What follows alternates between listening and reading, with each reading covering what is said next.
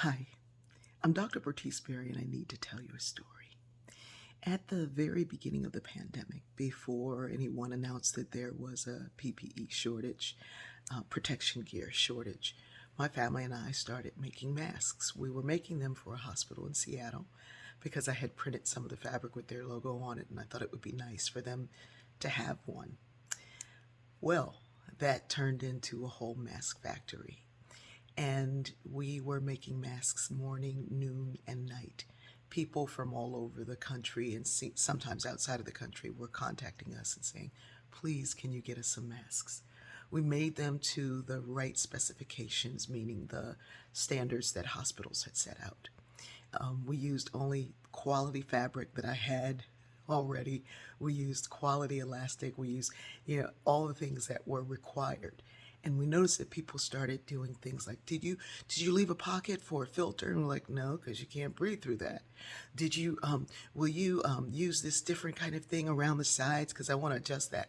Will you put a plastic button on it? We're like, no, COVID lives longer on plastic. We're not doing that. We stayed with the guidelines, and we made well over 30,000 masks. And they were going to courtrooms and prisons and hospitals and clinics. They were going to in-house schools, and they were going to, oh, you name it, they were going everywhere. Small doctors' practices and large ones. They were going to people whose family members were contacting us saying, my sister has got to go to a doctor's appointment. She has no mask. She can't get one. Please, please, please, can you help us? And we were like, yeah, we can help you. And there were days that we didn't sleep, and we learned to do it at a factory approach. My whole house turned into a factory. The downstairs was where the beginning of the mask was made, and then I'd take it upstairs and do the finishing, send it back down to my niece who did the ironing and pressing. She would infuse the water in the iron with spring water, distilled water, and then a mineral water that had essential oils in it.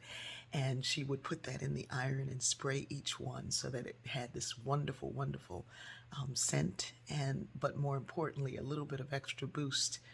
And we prayed over all those masks and sent them out everywhere. We started to notice long before anybody noticed that there was tampering with the post office, In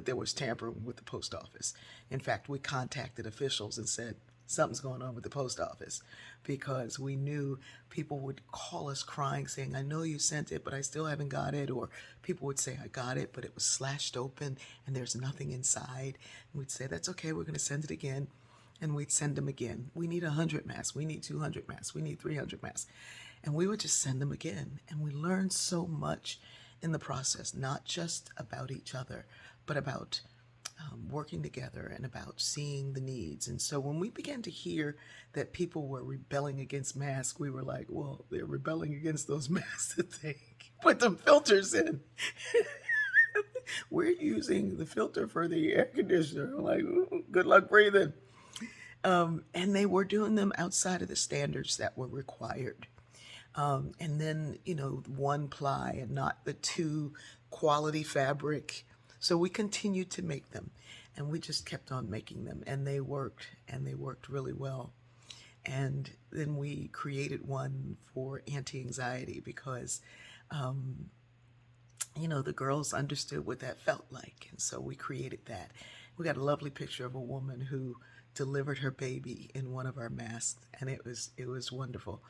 There was one woman who said she was really anxious about an MRI. She hated going in the MRI, and she put on her mask and she said, I was asleep. I'm gonna wear that mask forever in the MRI. And so we were really filled with joy for the work that was done. And then, everybody started producing masks, any kind of quality fabric, lots of plastic in it, not natural fibers, one ply. And then suddenly masks weren't working. Fabric masks weren't working. And we knew ours still worked, and we knew why the others didn't work. But we just kept doing what we did. And suddenly companies that didn't have any materials had materials, and everybody was able to do what was done. I looked at my fabrics yesterday and I realized that at one point that wall was completely empty because I used everything I had to help make things better.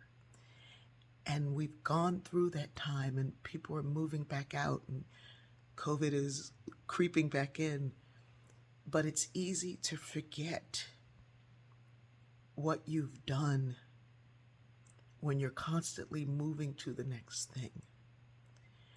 And I want you today to think over, it's just a few years, it's not so long ago. Think over what you learned during that time and think about how you can use it right now.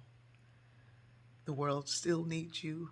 It still needs what you've learned, and you need what you learned. I love you.